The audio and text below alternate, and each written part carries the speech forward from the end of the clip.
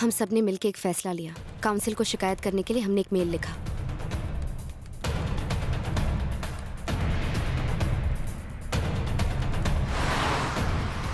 दिल्ली से ऑफिसर्स की team inspection के लिए आई।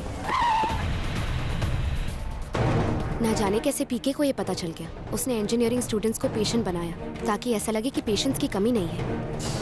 हाथ थोड़ा सर दुखता कौन हो है। तुम? सर मैं पीके कॉलेज का स्टूडेंट हूँ सर। चेयरमैन साहब ने मेरे को यहाँ पे लेटने के लिए 1000 रुपए दिए हैं सर। मेरे साथ 20 लोग और हैं। What is going What on in they this are college? doing is not medical practice. It's criminal practice. Come on. उसने पैसों के दम पर कॉलेज में भीड़ लगा दी ताकि लगे जैसे कोई प्रॉब्लम ही नहीं है। आप कौन हैं? Atomic professor. इसका पल्स देखो। पल्स चेक करो।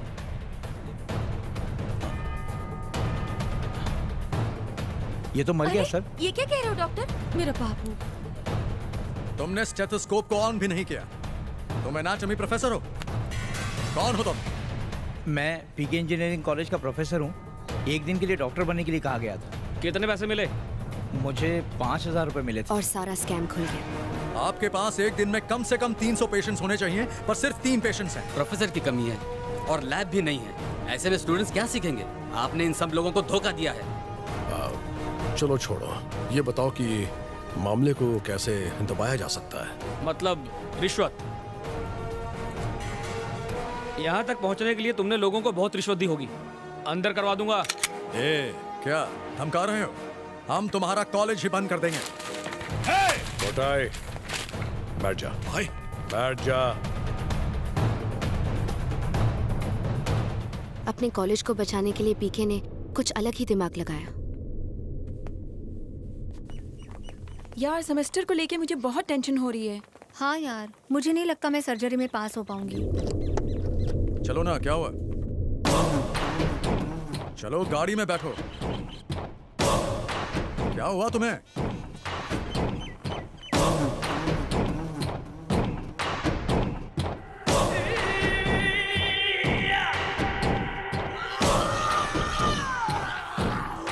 उसके बाद उसके दिमाग में एक बहुत ही घिनौना प्लान आया।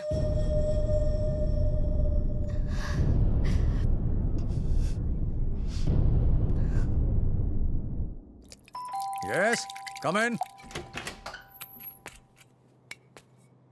Hey, you?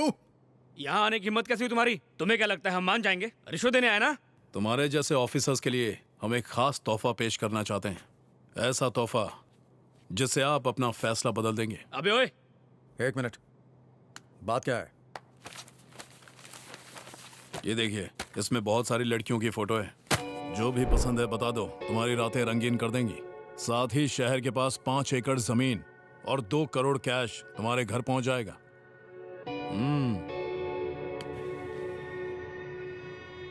बैठो।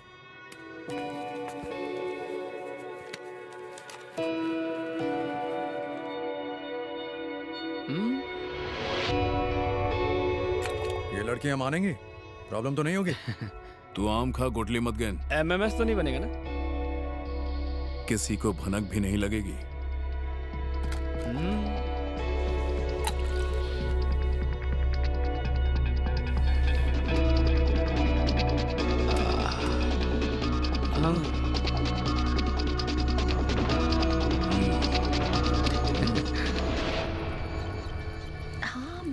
वही 11:30 हो रहा है। तुम लोग अभी तक अपने रूम से बाहर है? Go and sleep.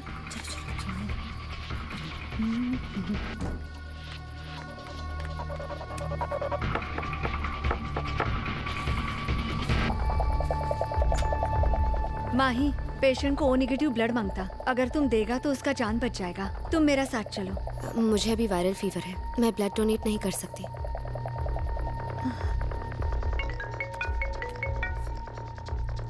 हेलो? वो लड़की नहीं है तो फिर? कोई और लड़की चुन लो।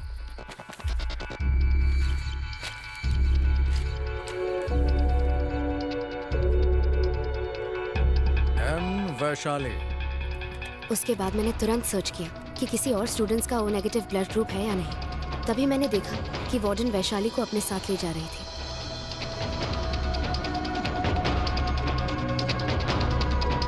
मैंने वैशाली का ब्लड ग्रुप चेक किया, वो B पॉजिटिव था। तभी मुझे लगा कि कुछ गड़बड़ है। मैं देखने गई आखिर माजरा क्या है।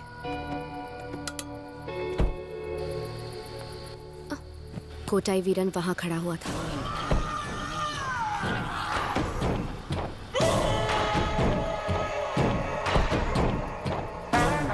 समझ में नहीं आ रहा था कि क्या हो रहा है। मैंने वैशाली को कॉल किया।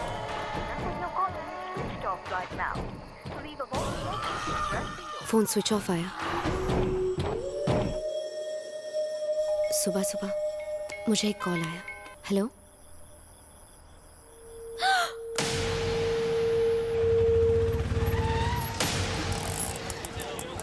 मेरी फ्रेंड।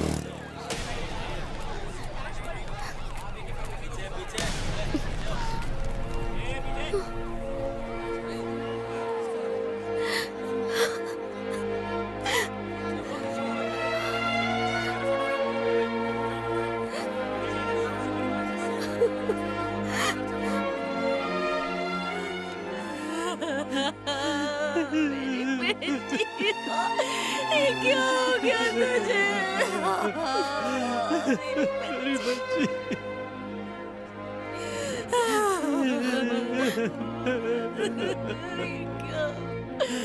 नहीं, मत ले जाओ मेरी बच्ची को।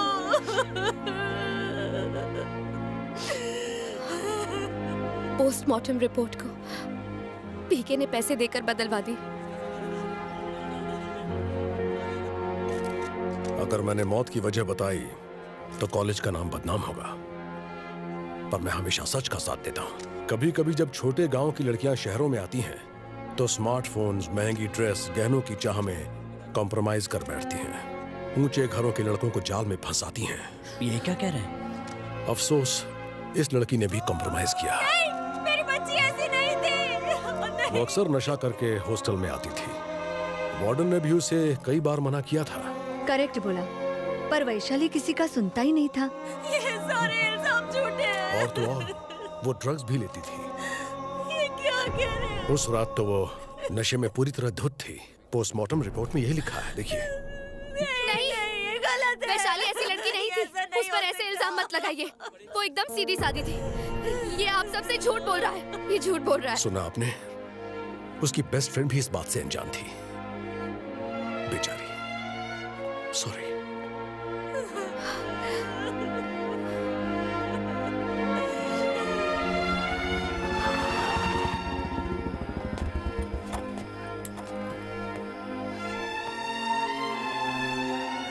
माही बेटा, क्या हुआ?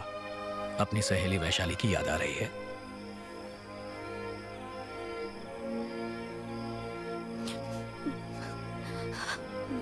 वो अपने माँ बाप को छोड़कर पढ़ने आई थी पापा। वो बहुत अच्छी लड़की थी। उसके माँ बाप ने पुलिस में कंप्लेंट भी लिखवाई। पुलिस ने उन्हें बेइज्जत करके धमका के भगा दिया। वो वापस केरला चले गए। मैं केस करूंगी पापा। आप भी तो इंस्पेक्टर हैं ना, आप अपनी बेटी का साथ नहीं देंगे? बोलिए पापा, इंसाफ की इस लड़ाई में मेरा साथ नहीं देंगे? मैं हमेशा तेरे साथ हूं बेटा, फिक्र मत करना। पापा के पुलिस में होने की वजह से हम पीके के खिलाफ गए और पुलिस स्टेशन में एफआईआर दर्ज करवाई। मैं कह रहा हूं एफआईआर दर्ज करो।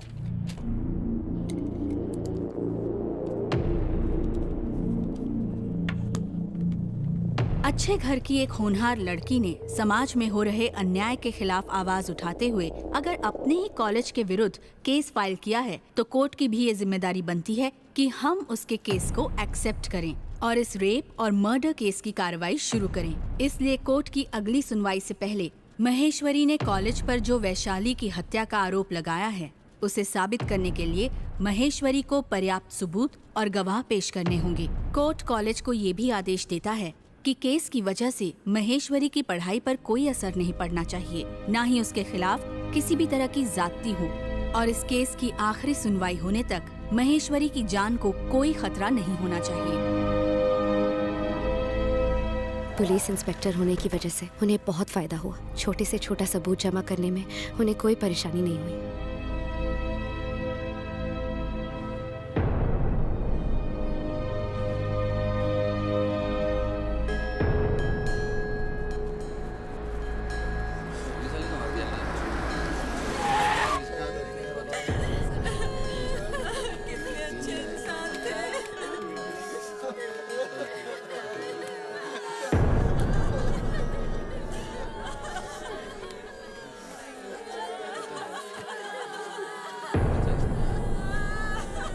मुझे ऐसे क्यों देख रही हो? तुम्हें देख के लगता है जैसे देर रात तुम्हारे बाबा ड्यूटी करके बाइक से घर लौट रहे थे। कोटे पीछे से लॉरी लेकर आ रहा था और उसने तुम्हारे बाबा को जोर से ठोक दिया।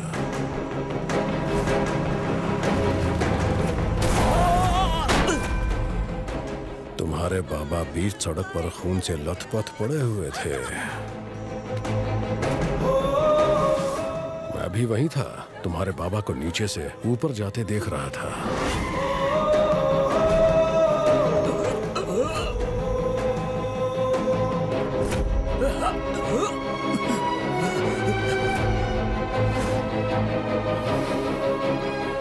वैसे ये कहानी सच्ची घटनाओं पर आधारित नहीं है, फिर भी तुम लोग जरा संभल कर रहना। घबराओ मत, फैसला आने तक तुम्हें कुछ नहीं होने वाला, ठीक है?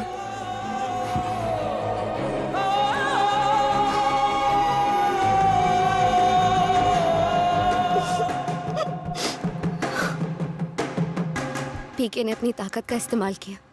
उसने मेरे घर का पानी बंद करवा दिया और बिजली भी कटवा दी।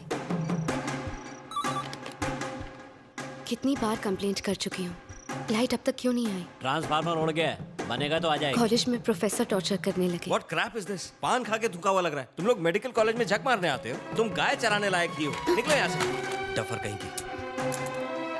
उन्होंने इतना टॉर्चर किया कि ऐसा लगा मैं कॉलेज छोड़कर भाग जाऊं। तब मुझे मेरी फ्रेंड का इनविटेशन मिला। उन गुंडों ने जिस लड़के का हाथ काटा, वो एक्चुअली सेंट्रल मिनिस्टर का बेटा है, मेरा अच्छा फ्रेंड है।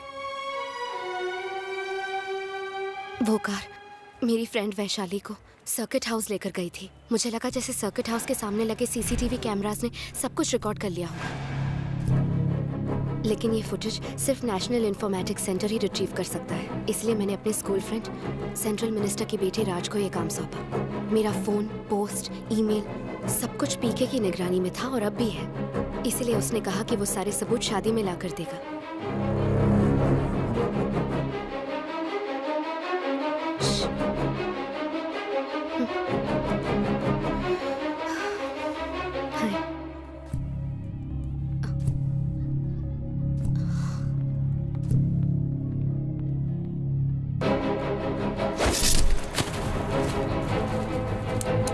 जब वो बुके में छिपाकर पेन ड्राइव दे रहा था, पीके के गुंडों ने उसके हाथ पर वार कर दिया और पेन ड्राइव ले गए।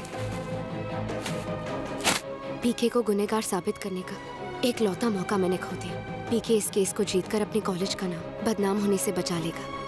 इतना कुछ करके भी मैं कुछ नहीं कर पाई। सुनवाई में अब सिर्फ 1 हफ्ता रह गया है। वो केस जीत के उसी दिन मुझे अपने आदमी उससे मरवा देगा। अब तुम्हें पता चला मैं कौन हूँ? तसल्ली मिल गई? देखो, हो सकता है तुमने छोटे मोटे गुंडों और बदमाशों को ठीक किया हो, पर ये सबसे अलग है। अगर तुमने मेरा पीछा करने की कोशिश की तो बेमौत मरोगे। अब जाओ।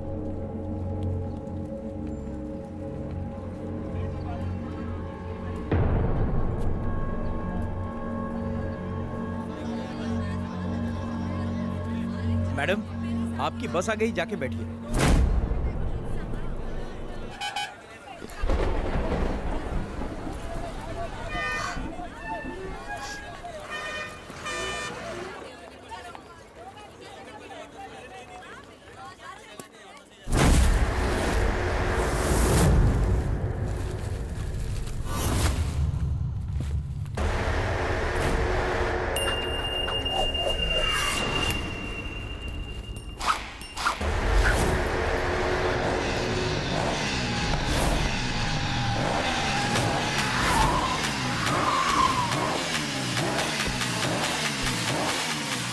धक्का डालो उसको।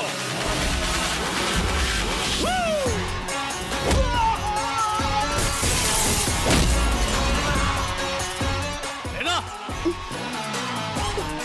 Love you.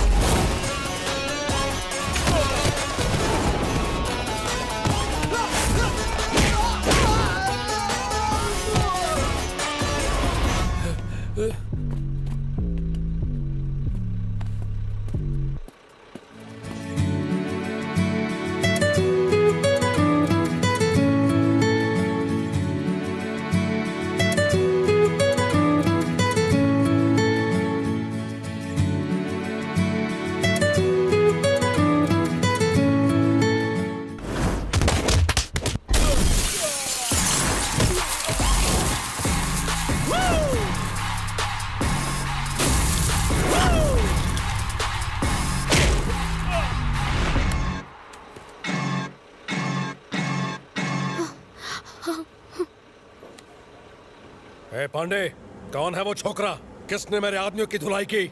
अबे तुझसे वही छोकरा बात कर रहा है जिसने उनकी धुलाई की।